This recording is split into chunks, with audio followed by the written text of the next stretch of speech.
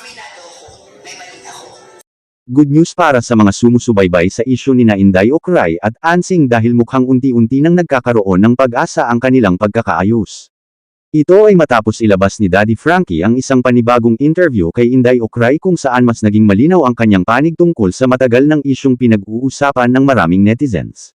Sa naturang interview, mapapansin na iba ang naging tono ni Inday Ocray kumpara sa mga naunang lumabas na video. Sa pagkakataong ito, ipinakita niya ang kanyang pagpapakumbaba at inamin na mayroon din siyang pagkakamali sa nangyaring hindi pagkakaunawaan nila ni Ansing. Hindi man niya itinanggi ang mga nangyari noon, sinabi niyang handa siyang kilalanin ang bahagi ng kanyang naging pagkukulang. Para sa maraming nanood, isa itong mahalagang hakbang upang tuluyang matapos ang kanilang alitan. Kasabay nito, nilinaw rin ni Inday Ocray ang isa sa pinakamalaking isyung paulit-ulit na ibinabato sa kanya ng ilang netizens. Ayon sa kanya, hindi siya trespassing sa bahay o sa lugar ni Ansing. Ito ang akusasyong matagal na niyang kinakaharap at isa sa mga dahilan kung bakit madalas siyang mabot-aiko sa social media. Ayon kay Inday Ocray, masakit para sa kanya ang patuloy na pagtawag sa kanya bilang trespasser dahil naniniwala siyang iba ang tunay na nangyari sa isyong iyon. Kaya naman nais niyang mailahad ang kanyang panig upang magkaroon din ng pagkakataon ng publiko na marinig ang kanyang paliwanag. Samantala, marami sa mga supporters ni Daddy Frankie ang nagpahayag ng paghanga kay Inday Ocray matapos nilang mapanood ang interview. Para sa kanila, hindi madaling umamin ng pagkakamali lalo na kung libo-libong tao ang nakatingin at may kanya-kanyang opinyon sa issue. May ilan ding nagsabi na mas maganda ang naging direksyon ng usapan dahil naging mahinahon ang pagpapaliwanag ni Inday Ocray. Sa halip na dagdagan pa ang tensyon, mas pinili niyang ipaliwanag ang kanyang panig at linawin ang mga isyung patuloy na ibinabato laban sa kanya. Dahil dito, marami ang umaasa na magiging simula ito ng tuluyang pagkakaayos nila ni Ansing. Bagamat wala pang formal na pahayag mula sa kabilang panig tungkol sa posibilidad ng kanilang pagkakasundo, kapansin-pansin na mas positibo na ngayon ang pananaw ng maraming netizens matapos mapanood ang naging interview.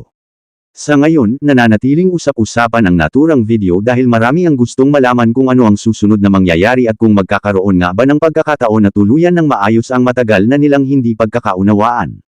Kung susuriin ang nangyari, mahalagang bahagi ng pagresolba ng anumang alitan ang pagbibigay ng pagkakataon sa bawat panig na maipahayag ang kanilang saloobin.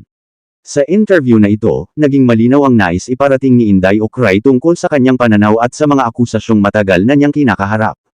Kapansin-pansin din na ang pag-amin niya na mayroon din siyang naging pagkakamali ay nagdulot ng mas positibong reaksyon mula sa maraming manunood.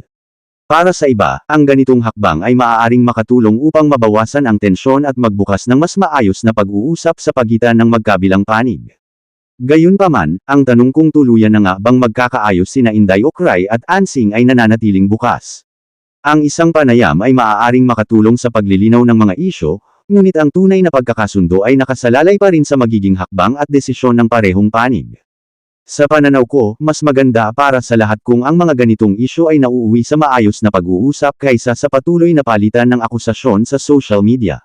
Kapag nagsimula ng makinig ang bawat isa sa panig ng kabila, mas malaki ang posibilidad na magkaroon ng pagkakaunawaan.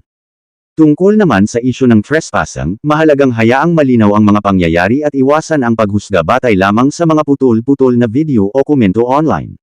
Mas makabubuti kung ang publiko ay makikinig sa magkabilang panig bago bumuo ng sariling opinyon.